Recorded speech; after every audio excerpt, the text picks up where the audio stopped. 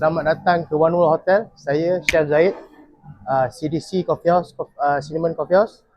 Tema kita pada tahun ini adalah selera klasik, jiwa moden. You should try our kambing bakar. Cook about 4 hours and then marinate overnight. It's a very juicy and very nice. Marinate with local spices. We rotate every day.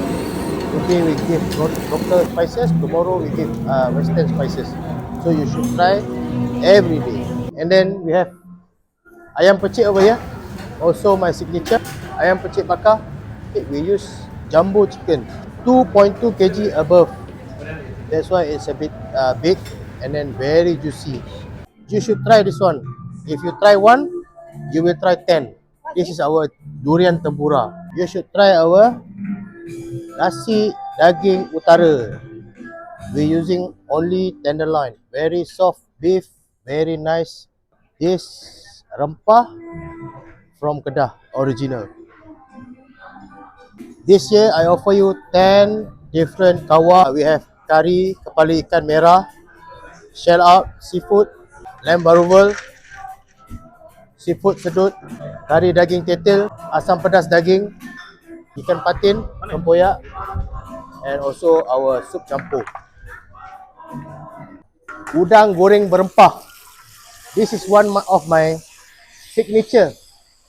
We only use big prawn, freshwater prawn. See? Besar-besar.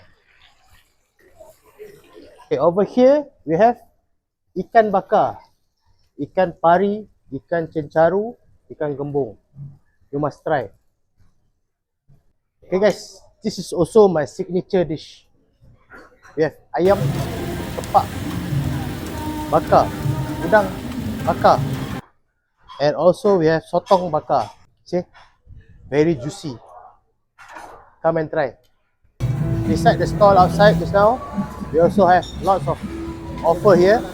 Asian dishes, Japanese, Western, all inside. So if you want to try our buffet, come to One World Hotel, Cinnamon Coffee House. Thank you so much.